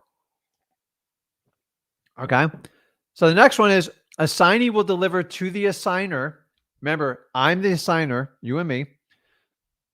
Cashier's check, money order, wire transfer, and a deposit of the amount of so-and-so. Okay. So we're going to do a deposit. Now we are going to teach you opposite of how we work with deposits that we do on normal purchase and sales agreement. You're trying to leave as little as you can. Here is the opposite. Okay. I like to ask for, see, it's all going to be relative to your market, but I ask for $5,000. Guys, do not be scared of asking for a big number here. You know why? Because it's just a deposit. If their intentions to truly close on it, say they're buying 100,000. So this property, an example, is $80,000, a $5,000 deposit. When you got to close in 10 to 14 days, if they're struggling to leave you $5,000, you're never going to get a deal with them. So stop. Don't ask for 1,000. Don't ask for 2,000. The least I would ask for of anybody, the least on any contract, I don't even care if it's a $10,000 house, would be $3,000. Okay. I would do 5,000. Guys, this is the part where if you don't ask for it, you're not going to get it. Okay. The money still goes into the title company, but understanding if they walk away from the rights on this contract, they lose this deposit. If it's small, they're willing to walk away more times than you think they would. So the bigger you make your deposit, the more your cash buyer is going to be on the hook. Don't do less than 3,000. Ask for 5,000. The 1,000 to 2,000 doesn't really do you a lot of good. You're gonna have to do a lot of babysitting with that number. Okay. And wouldn't you rather find out if they're a terrible buyer up front now? This will smoke them out. I'm telling you, minimum $3,000 deposit. Okay. And then, so I've learned so much through this. I've had a lot of other investors who buy properties from me. They agree to it, to sign it, and then we go, here, read this next sentence. This assignment is not effective until the deposit is paid and both parties sign the assignment. Okay. It's not effective. Meaning if they don't go and leave their deposit, you do not have an agreement. End of story. If they don't sign it, you don't have an agreement. Okay. Sometimes you'll find other wholesalers try to tie you up and not leave you money. You do not want to do business with those people. Okay. You want to find like rich landlords, people that have a lot of money. You want to find a guy who wants to fix up a house for his daughter type of deal. Those are the ones you truly want. Guys, I don't sell to a lot of other wholesalers just for this reason, because I just don't have time for, I don't allow anyone to daisy chain on my deals. Okay, section 4, assignee will pay assigner a total assignment fee. This is where it gets weird, okay? And a lot of people don't understand the math. So understand this. You're paying $80,000 for the property. So let's say in this example, you told your buyer, say, listen, I have this contract. It's for $90,000. It's for a rental house. I think it's perfect for what you want to do. If you can close quickly, I might be able to give it to you for $90,000. That's great. So say you go and they look at your contract. They go, that's right. Then they do their own diligence online. They drive by the property. Remember, you're not a realtor. You're not representing pictures or anything like that. They go, yeah, I'm in for 90. Now you've got to reverse engineer the math. Okay. The deposit's the deposit. I just leave this out of this part of it. Okay. So now you are negotiating an assignment fee. So if he's paying you 90 grand and you're paying your seller 80 grand, that leaves you a total of $10,000. Okay. I want you to make more, but we're going to use an example here. You can use zeros if you want to. I just like to make it a little bit clearer when I'm dealing with the sales side. Okay. So a lot of times what I'll do is I'll take this. You ready for this? And then I'm going to bold it and I'll underline it. Okay. If they don't understand this, you're crazy. And then what I also do is have them initial right next to that 10,000. This way they can never, ever waver from you. This amount includes the deposit listed in paragraph 3. So technically on this, I screwed it up. Yes, it does. I'm sorry. I'm thinking of the other contract. So you're earning a $10,000 fee. They're leaving a $3,000 upfront deposit with your title company to make sure they fulfill their end of their contract. Okay. So $10,000. Let's move down to number 5. Okay. By the way, the assignment fee will be paid when? It's paid at the closing for obvious reasons. Okay. Now I'm going to tell you, when you get really good at this down the road, I'm going to teach you how to collect that $10,000 assignment fee the day you write the contract. It's perfectly legal. Banks do it all the time, but you have to have a reputation and you have to have a history of doing this business and being highly reputable. Don't start in the beginning doing it. Okay. Number 5, at closing, the assigner will receive blank amount of the assignment fees. Okay. At the closing, let's see. The assignment fees will be added to the purchase price to identify the contract. So, let me see here. At closing, the assigner. Actually, this is an old part of the contract. So I'm going to go back to this. At closing, the assigner will receive. Who's the assigner? Okay. It should be the exact same amount. So they receive $10,000 in total, period. Okay. Remember, you are the assigner. So you're going to receive 10,000. This is redundant. It's done. So you can just make sure they understand who's getting that 10,000. Title company's not getting it. In the end, you are getting that fee. So lawyers make us put it in there. So it's important it's there. So moving on, number 6, this is where we do all the math. This is kind of the confusing part that I get the most questions on. The assignment fee will be added to the purchase price identified in the contract. How much is the contract for? $80,000. The total amounts owed to the assignee, owed by the assignee, which is your new cash buyer, are as follows. So number 1, the original contract price, which is what? $80,000. Oops, I got an extra 0 in there. Is that a period or a comma? I don't know. I can never tell on the computer here. Oh, that's it. Okay, $80,000. So delete this up. And you guys, this is where you got to make it like really clean. Okay, and I'll put in the extra zeros because I don't want any misunderstanding here. Next one, the assignment fee. How much is the assignment fee? The assignment fee is right here. It's $10,000. Okay. So if it's $10,000,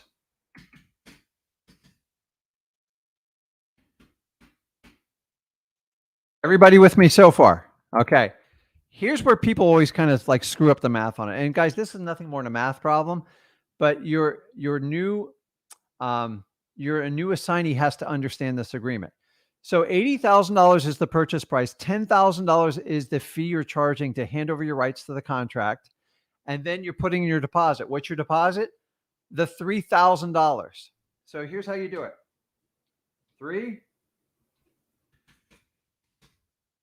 Okay. $3,000. Okay. So what's the total due at closing? Okay. Guys, this is easy. Take the $80,000, take your assignment fee, add them together, $90,000, back off the $3,000, and that leaves you what? I'm not a mathematician. Someone correct me if I'm wrong. Okay. The assigner owes $87,000 at closing. Okay. A lot of you are going, but Rick, the buyer knows what I'm paying for it. Yes. You cannot hide that in an assignment agreement. If you are, it's not an assignment. It doesn't work. So they need to know what your underlying contract is for, which is $80,000 here. You're making them put up a $3,000 deposit. I'd rather you ask for $5,000. And honestly, if this was $5,000, then they would only bring $85,000. It's a difference of $2,000. I want you guys to understand, you just cut out all the crap when you ask for a higher deposit. Now, number 7, this is important. Assignee must close the underlying transaction on or before blank at 5 p.m. Why is this important? If we go back to our original agreement, well, I apologize for getting back to her. What is our closing date? What did I put for the closing date? On or before July 31st. Okay. By doing an assignment of contract, you are telling him, if you do not fill in this part, that he or she can close it on or before July 31st. So I don't like to wait till the end to see if my new buyer is going to work out. I'm going to make them close it at least a week to 10 days, or maybe even 2 weeks before I'm going to close. So this one's July 31st. So it's a very generous time. So unless my seller is not ready, I'm going to put on there 07, maybe like 20. The idea is, do not give them till the final date on your contract, because if they don't come through, then you don't even have an option of getting another buyer and extending the contract. So always make sure you give yourself a buffer. I recommend always 7 days before. Okay. The fact that they need a little bit more time on this contract, you still got to get permission from the seller to close earlier. They probably got to move a bunch of stuff out, but the reason you do this is because you don't want to wait till your contract expires to find out you can't find another buyer for it. Okay. It says here, most important, assigner will select the closing agent. Does it say the assignee will select the closing agent? No, it's non-optional. Once they sign this, they go to your title company. Guys, if you let them use your title company, you're going to have massive problems. It never works out with another title company. I'd like to tell you title companies are in there for like the neutral interest. They're not. Whoever hires them, that's the person they fight for. Your title company already has the contract. They have everything. They understand how you work, and they'll communicate with any issues with your buyer. Remember, the higher deposit you have, if you make them close before your closing date, you are always in control. This saves you from going around chasing your cash buyer to do everything. Okay, let's finish up here. We're almost done. Then we're going to do Q&As. Okay. Section 8, if assignee fails to close the underlying transaction by the date indicated in paragraph 7, guys, this is paragraph 7 right here. Okay. Assignee will forfeit its deposit and all property rights, all rights to the property under the contract, and will automatically revert to the assigner. You don't have to sue them. You don't have to do anything. So remember why I want you to leave that bigger deposit. People don't walk away from large deposits. Say I ask for a $500 deposit, people leave you all the time over $500. It's cheap. $3,000, they're going to pay attention. $5,000, oh my God, I'm going to close this no matter what. The higher deposit, the less babysitting you do and the less sweating you have to do as a wholesaler. Okay. So that deposit automatically forfeits back to you. Now, I will tell you, a good title company will make you sign an agreement ahead of time. So when you put money in escrow, the title company is a neutral party. So what you can do is have a contract that basically says buyer and seller agree to forfeit deposit if the if the buyer or seller doesn't execute their end of the assignment agreement. Why do you do that? Because then you don't have to go to mediation to your state, which can take years to get the money back. Um, it's a pain in the butt, and you might have to hire a lawyer to do that. So talk to your title company about it. But I'm telling you, by signing these agreements, there's already a set plan. If your contract buyer falls through, you keep the deposit. You rapidly go out and find a new cash buyer, because guess what? You're probably going to have to offer the property at a discounted rate because your buyer left you in a pinch for time. If you don't leave enough window of time, it's hard to get a new buyer, and you're going to have to renegotiate your contract. Number 9, this is important ones you got to understand. A lot of this stuff I've learned through 20 years of pain of what people will do to you on these agreements.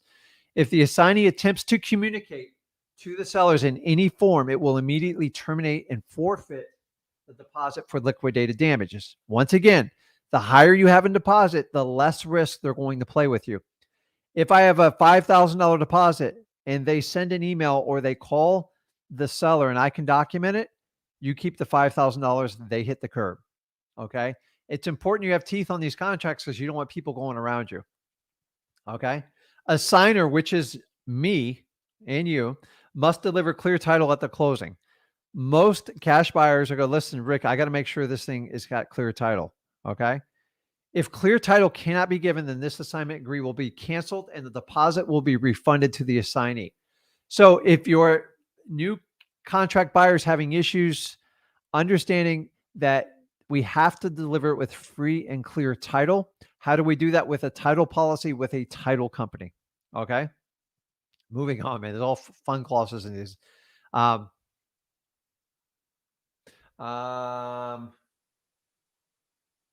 Number 11 is a repeat of it again. It's just another way. It says assignee agrees to communicate. It says they will not contact your seller. Assignee agrees to communicate solely with and through the assigner, which is you. Once again, we're telling them if you have any issues, you have to go through us, and then we'll contact the seller, either us or the title company. Number 12, this was a $30,000 mistake I learned a long time ago, and this has made me a ton of money since. So I want you to hear this one out. Okay, guys, we enter into problem properties.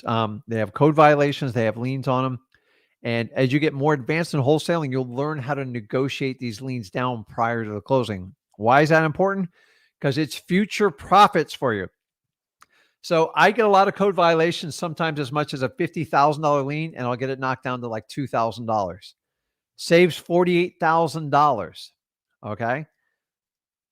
Remember, if you negotiate a lien and you don't have this clause in here, that new negotiation goes to your new contract buyer, which means you work for them. Let me teach you how to work for yourself. It says in this one, the signer may at any time before closing renegotiate underlying purchase price in the contract. Say you get a cheaper price from your seller. Maybe they didn't disclose something.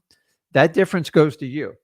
A signer is entitled to the entire difference between the contract purchase price and this assignment.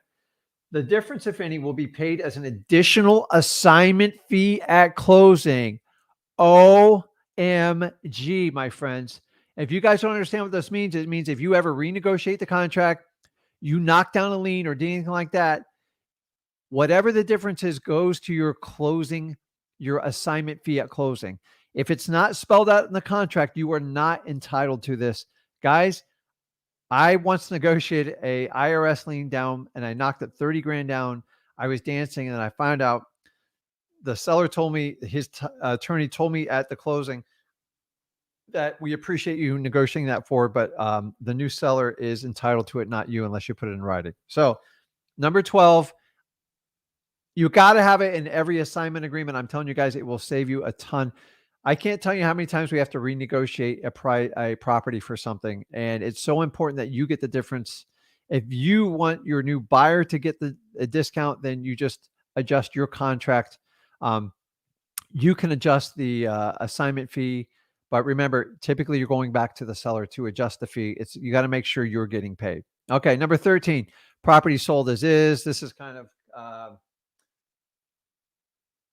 it just basically says they're telling you the truth. So just like a regular transaction with a realtor, if they're hiding any representations of the property, and they're trying to defraud you, then they're going to have issues with it. Now, keep in mind, you're going to get issues with these properties, but I'm talking about if they knew the property was flooded out, if they knew the foundation's cracked and they couldn't get insurance for it, or they've had 4 other buyers and they've all left because of an underlying issue, it is their job to disclose that stuff to you. That is the human thing to do, and it's important.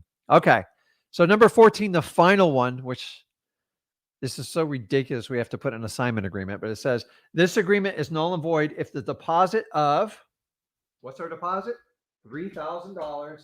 And you guys like, well, Rick, why are you so repetitive? Because I want my new cash buyer buying my contract to be very clear on what that deposit amount is. So I'm going to put that $3,000 there and I'm going to bold it. Okay. Now we're ending on this agreement on the 5th. Guess what? The maximum I'm giving him is 24 hours. And honestly, it should be done that day, especially with wires. So at 6/6/2022, and what time is it? It's 6:38 right now. I'll give him until 5 p.m. and I'm going to sell up my time zone. And capitalize here. Let's see. EST. Can I be any clearer than that, guys? By the way, I can't tell you how many people try to take advantage of me on this. Oh, yeah, checks in the mail. Don't worry, Rick, it's coming. No, here's the deal. You don't do it, it's over. And honestly, if you want to make their life difficult, you can technically sue them for not leaving a deposit. It's manipulation and fraud, but I wouldn't bother doing that. Okay. Now I'm going to go down there. I'm going to put the date. Remember, on these contracts, I like to type them out in like a Word document. If you want, you get like a PDF filler. It's a little bit cleaner. But I'm doing this just for demonstration purposes. You are the assignee. So this is where you're going to write out and assign your name. And then down here, so if I'm doing it personally and this is my first deal and I don't have an LLC yet. Oh boy, I got the cap locks on. So guys, I apologize for how slow I am with this. But I am a old school. I'm old school in this.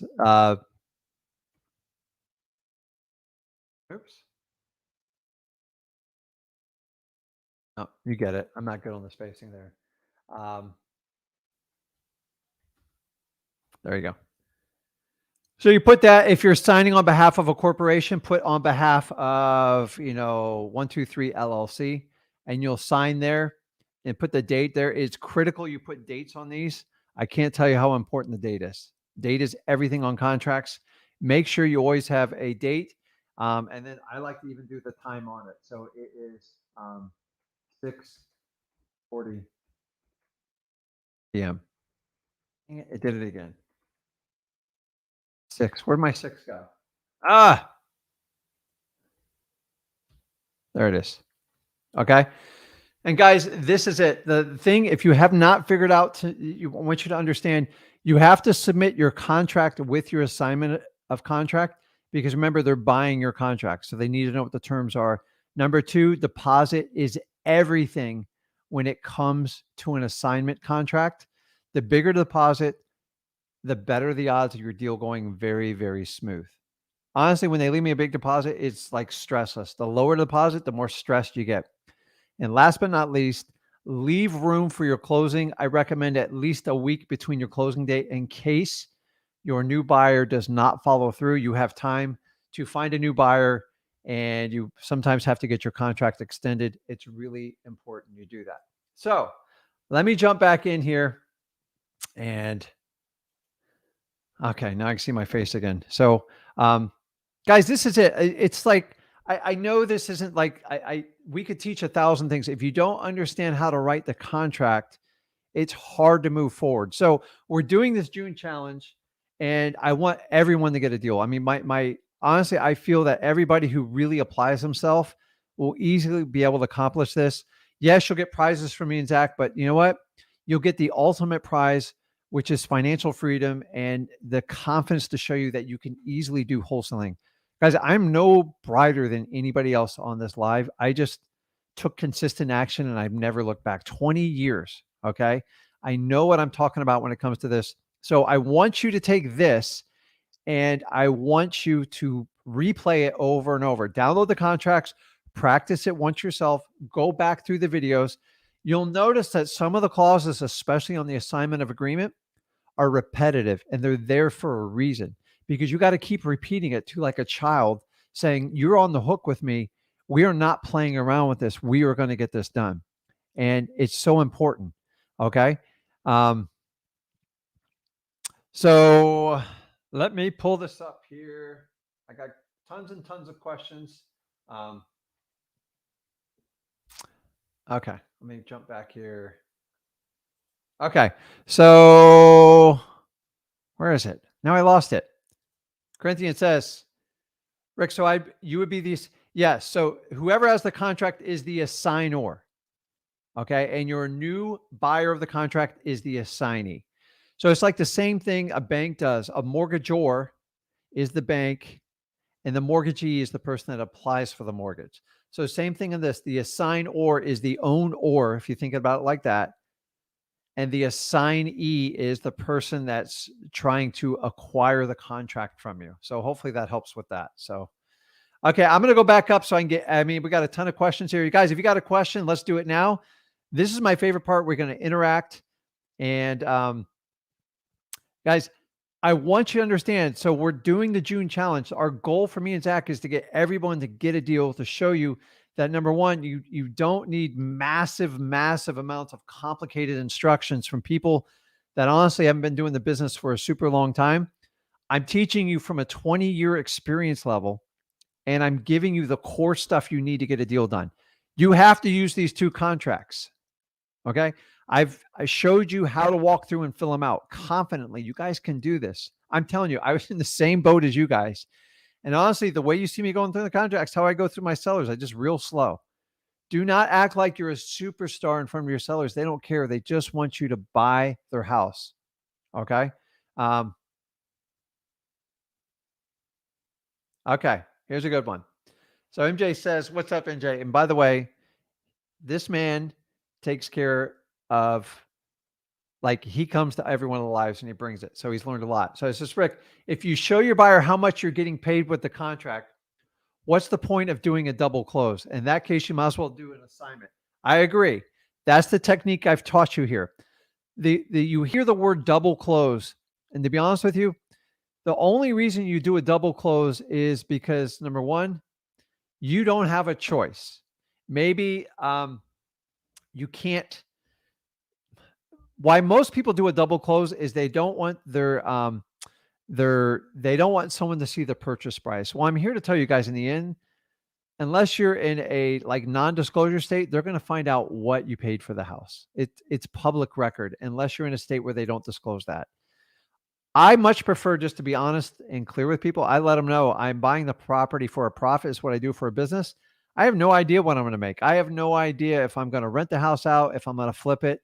It just depends on how much money we have to put into it. So the only reason you would do a double closing over an assignment is because you have no other choice, or you just don't care and you do it. I do double closings all the time. I don't even do double closings. I just buy it and like I sell at the end. Some properties we have that I have to wait out a problem 90 days. I don't care. I'm still making a ton of money. But a double close would avoid the assignment agreement. But remember, you're going to have double the cost than closing. So I agree with you 100% on that. Okay.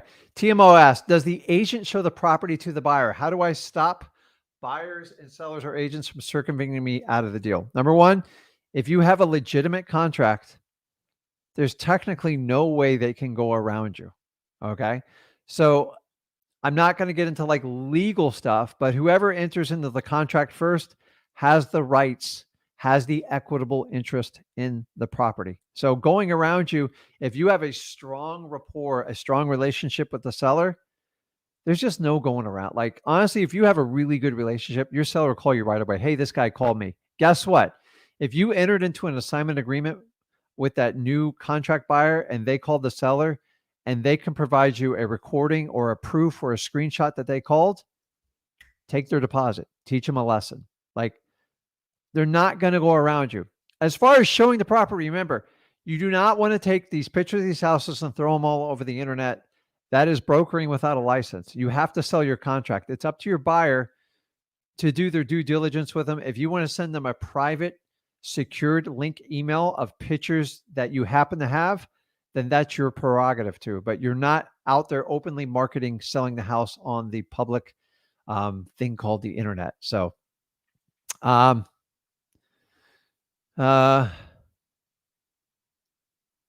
not sure what Neil, what legal ramifications can be linked to this kind of work? Maybe that's the question he was asking, so I'm not sure. Give me more details. I'll help you out with that.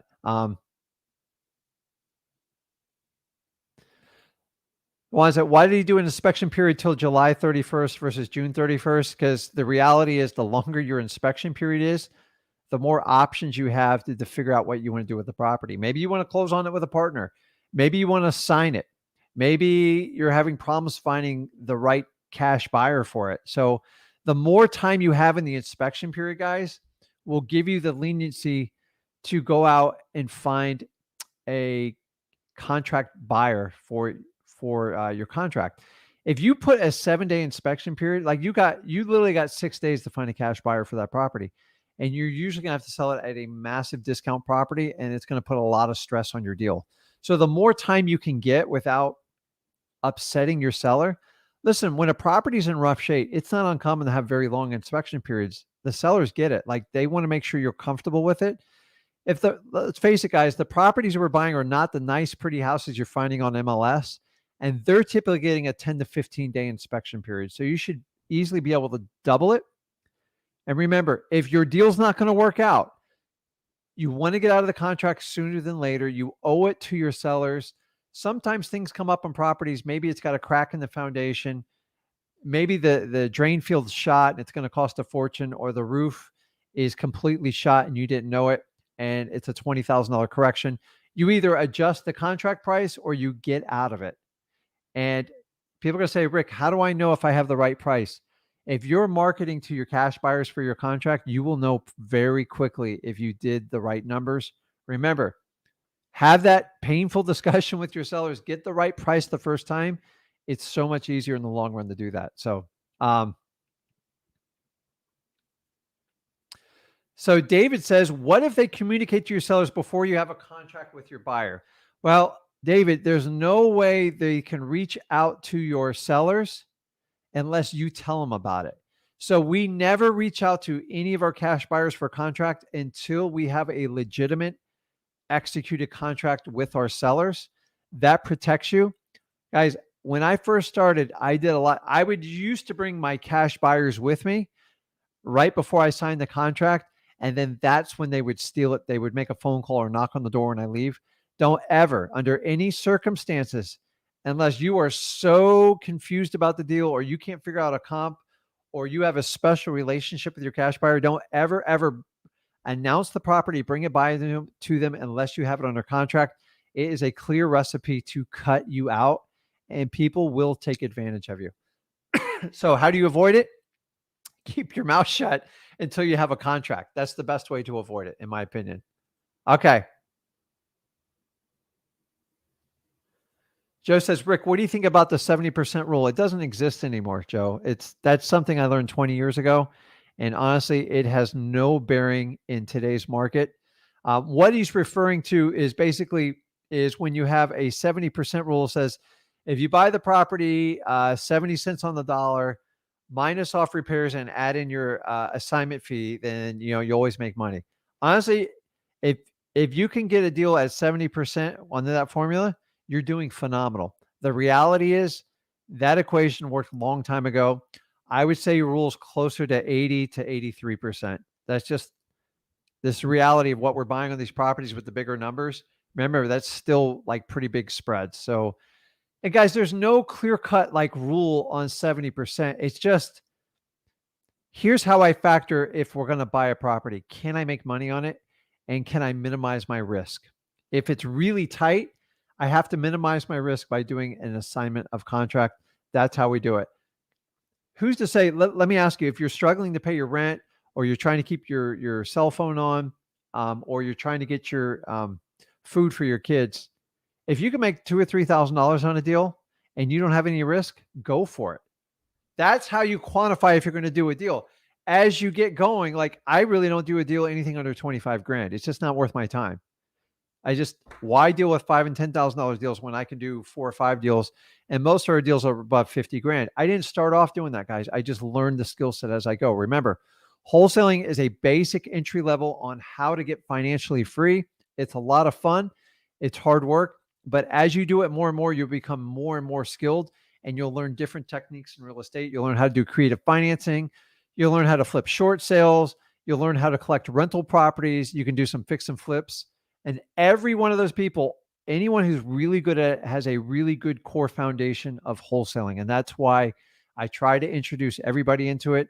It's how I got started, how I got my son started. And I want you guys to get started if you have interest in this. Okay.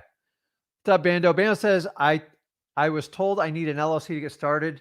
So I got one before learning wholesaling. Now you could have waited. Yeah, you could have waited, but you got it. You got it out of the way. So it's just not a requirement. There's no law that requires it.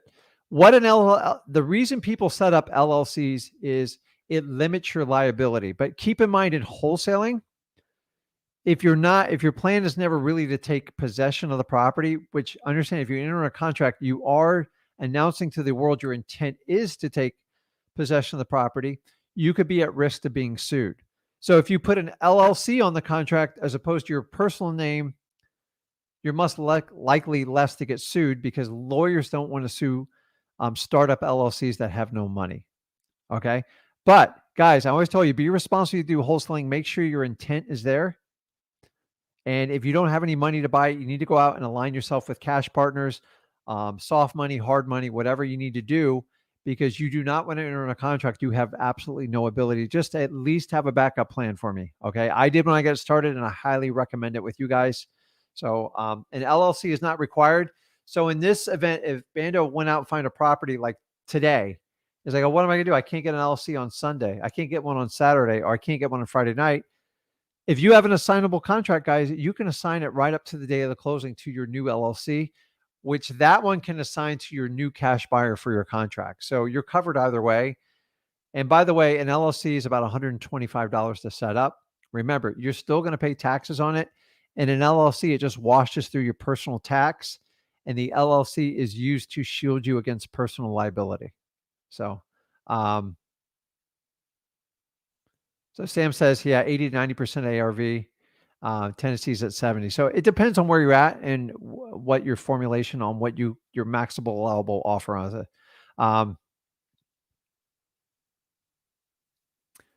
So Brandon says, hey, Rick, I have an owner who has a code violation up to $250K and needs $125K cash. Is this deal worth? Should I try to negotiate?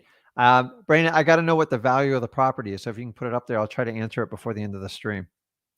I love code violations because they're all negotiable, guys.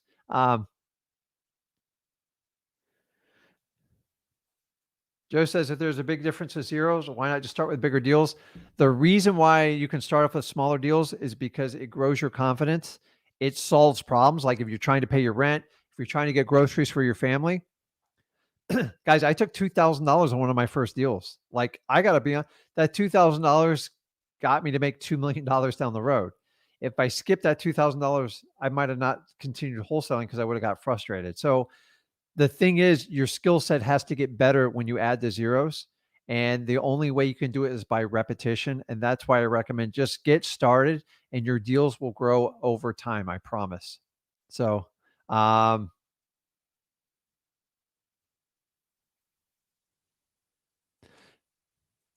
okay, man, I'm not going to, Mandy, I see your question. I'm going to put your email up there. Guys, go over to freewholesaling.com. I'm going to put it up here It's scrolling on your bottom. If you want to get a copy of the contracts I just reviewed, which is your purchase and sales agreement, you can get it there. And then you get your assignment of contract. It's all right there. And you go back and refer to this live stream. It'll be recorded under our YouTube channel. That's it. Okay. Oh, wait a minute. Wait. I got a good one here. Where is it? Bo says, Rick, who is actually paying for the closing costs? So as I showed you in the purchase and sales agreement, it's all negotiable. So in those sections, you can put buyer or seller. Now, if you're confused, like I was when I first filled these contracts out, I would always use the additional terms and conditions section at the end of the contract, and I would spell it out. Now, whenever I got like a really smoking deal, like, listen, Rick, I just need to sell the house and move on with my life, like probates, you guys know I like those, I will put in there, seller agrees to pay all closing costs except for liens and mortgages. Okay. I don't want to be on the hook for stuff I don't know about, but like I'll pay the taxes. I'll pay the settlement fee for the title company. I'll even pay the recording stamps and the title insurance. You know why? Because I'm making like $50,000 and the seller says, as long as you pay the closing fees, I'll move on. The word you want to stay away from in contracts that gets a lot of people in trouble, and a lot of people I've talked on the stream, is when you use a net number. A net number is very, very dangerous in wholesaling because you're guaranteeing a seller they're going to get X amount of dollars. You really can't do that because until you have all the data, like all the liens, all the taxes, all the recording fees, you could put yourself on the hook for a very dangerous number. And for that reason, I've been put in this position. Do not do a net contract. So if the buyer says, I need a net $100,000, you better be very skilled and very tight with your title company because you got to know every dollar that's owed on that property. And sometimes it takes 5, 7, or 10 days to get that number. And then you're in this purgatory, like moving agreement. And I don't like doing that. I said, listen, Mr. Seller, here's what I'll do. I'll pay for the title company's fees. I'll pay for your taxes of a maximum $2,000. And I'll pay the title insurance and the recording fee. So if you guys are going to spell it out, do it in the additional terms section and spell it out. And I usually put a maximum on it. I never do a net deal because there's so many surprises that can come up in the closing. You do not want to be stuck with that. So let's see. That's a good question. Okay. So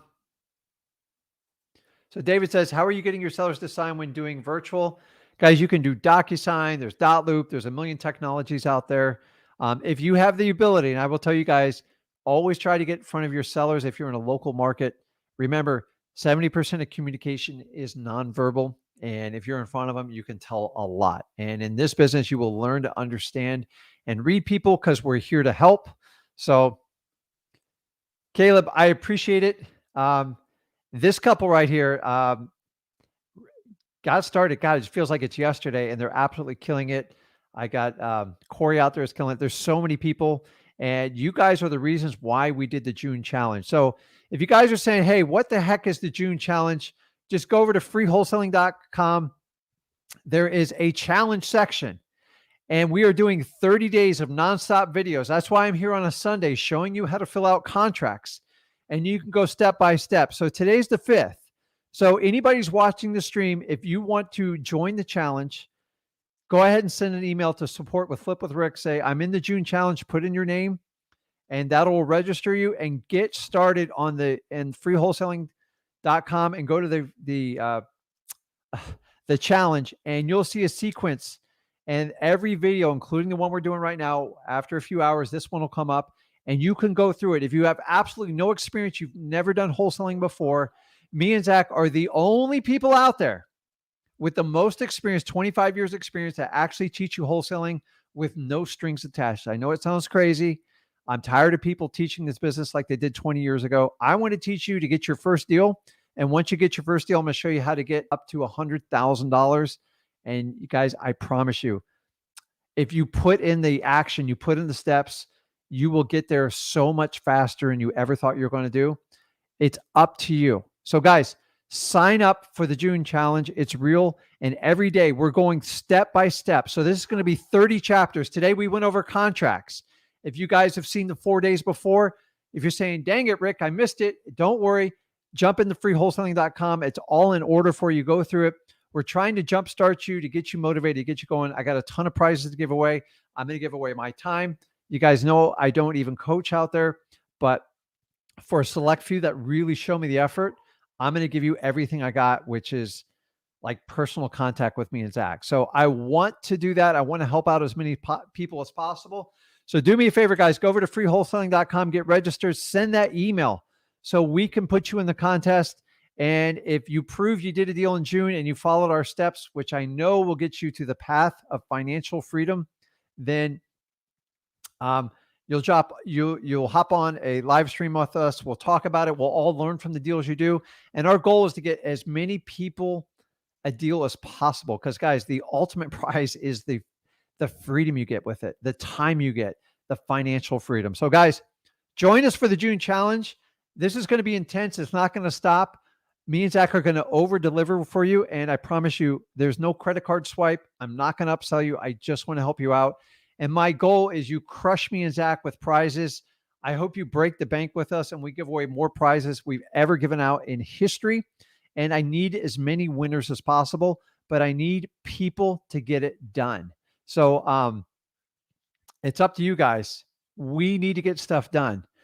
And I need everyone to participate. So guys, go over to our YouTube channel, Flip with Rick. You guys can hit Zach Ginn up on his YouTube channel.